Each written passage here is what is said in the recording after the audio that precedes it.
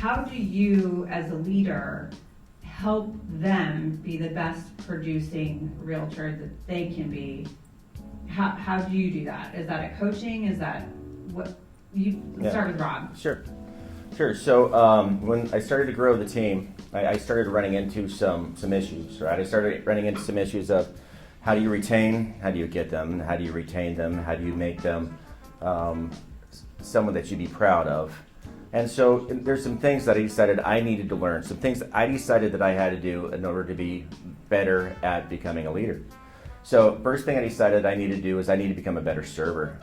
Now people don't think of a leader being a server, but really as a leader, you have to learn how to help your people be the best that they can be. You got to help them with their needs and their wants before they even know that they need and they want them.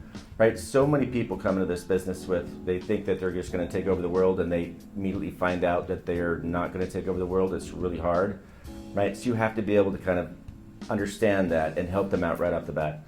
Second thing that I had to do, which I still have to do, is build self-confidence, right? It's so hard for a new agent. Like I said, they come in, they think they're going to rule the world, and they just get smacked around, and it is so hard. It is a brutal world out there in real estate. It's cutthroat. People talk bad about you, and it's really hard. So you have to build confidence. And how do you build self-confidence in an agent who doesn't really know much?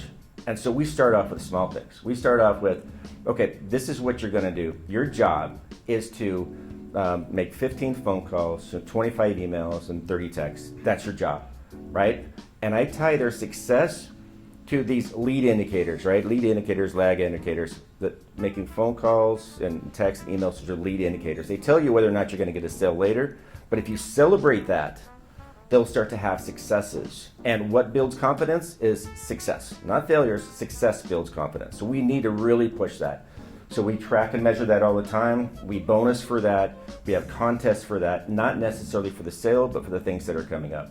Right? So that is super important.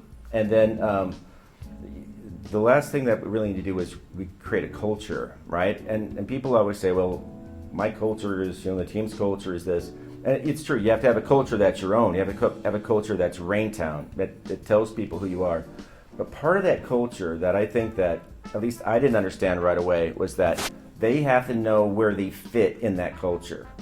If you're just building a culture about you and who you are, then they're not necessarily going to fit in, and they're going to feel like they need to leave and go someplace where they do fit in. So you have to be very clear on where they fit, where their future is, otherwise they're going to leave you.